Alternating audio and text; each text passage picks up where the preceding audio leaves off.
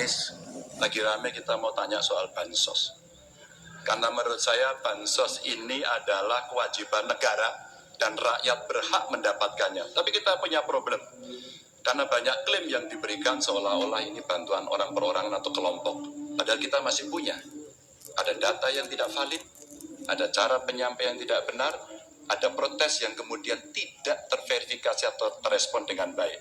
Ini yang menjadi pertanyaan saya kepada Pak Anies adalah, menurut Pak Anies kira-kira bagaimana tata kelola bansos agar satu tidak saling klaim, dua bisa tepat sasaran, tiga tidak menimbulkan kecemburuan-kecemburuan, sehingga inilah satu harapan yang betul-betul bisa diterima oleh rakyat. Silakan. Masih ada waktu Bapak? Cukup. Kami persilakan calon presiden nomor urut 1, Bapak Anies Baswedan, menjawab pertanyaan yang disampaikan oleh calon presiden nomor urut 3, Bapak Ganjar Pranowo. Waktu Bapak Anies 2 menit dimulai saat Bapak berbicara. Ya, terima kasih Pak Ganjar. Pertama, kita harus menyadari bahwa yang disebut sebagai bansos adalah bantuan untuk si penerima, bukan bantuan untuk si pemberi. Karenanya, dia diberikan sesuai dengan kebutuhan si penerima. Kalau penerimanya membutuhkan bulan ini, ya diberi bulan ini. Kalau dibutuhkannya 3 bulan lagi, ya 3 bulan lagi. Tidak usah dirapel semuanya. Okay? Dijadikan sebagai sesuai kebutuhan. Yang nomor satu, yang itulah yang disebut sebagai bansos tanpa pamrih. Kemudian, yang kedua, pemberian bansos ini harus tepat sasaran. Artinya, diberikan melalui pendataan yang baik, informasi data itu harus akurat, dan mekanisme pemberiannya melalui jalur birokrasi.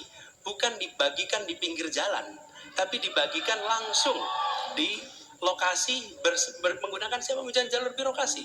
Kemudian yang ketiga, yang tidak kalah penting, ketika kita berbicara tentang bansos ini, harus bansos itu bisa dipastikan mereka yang miskin, prasejahtera, itu termasuk di dalamnya. Jangan sampai mereka terlewatkan. Karena itu kami menyusun ini sebagai bagian dari perubahan adalah bansos plus.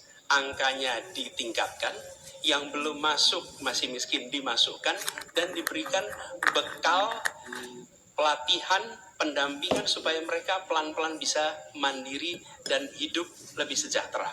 Jadi kami melihat ketika sampai kepada bansos ini adalah atas nama negara. Ketika saya bertugas di Jakarta, semua paket bansos di kerdusnya diberikan label dibiayai APBD DKI Jakarta, bukan dari gubernur, dari uang rakyat lewat APBD DKI Jakarta.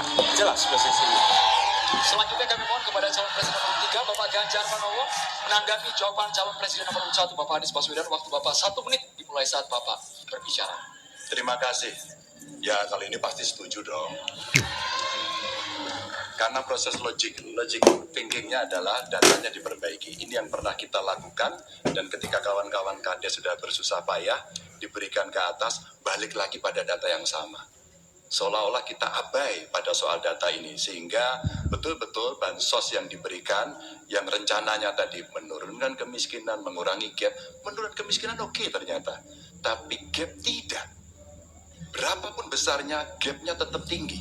Ini menarik dan kami punya data yang kita bisa baca, dan tentu saja ini penting. Memang paradigma bansos, sekali lagi, ini betul-betul hak rakyat. Tugas negara dan pemerintah adalah memastikan itu, bahwa ini adalah tepat sasaran dan tepat waktu. Tadi yang disampaikan betul. Dan kami berusul bantuannya ganti aja deh bantuan kesra, karena tugas negara itu menciptakan keadilan sosial, bukan menciptakan bantuan sosial. Waktunya habis Bapak. Sekarang Bapak Anies Baswedan untuk langsung menanggapi jawaban dari Bapak Ganjar Pranowo. Waktu Bapak 1 menit dimulai saat Bapak berbicara. Mohon tenang hadirin sekalian. Ya, terima kasih Pak Ganjar. Dan yang dibutuhkan juga Pak Ganjar, kita harus mulai memikirkan opsi bahwa bantuan itu bisa berbentuk cash transfer, mengurangi potensi korupsi dalam pengadaan barang. Karena kita tahu pengadaan bantuan sosial itu pada satu sisi memang membantu, sisi lain ini memberikan usaha pada justru usaha-usaha raksasa. karena yang diisikan di situ adalah produk-produk dari perusahaan-perusahaan raksasa.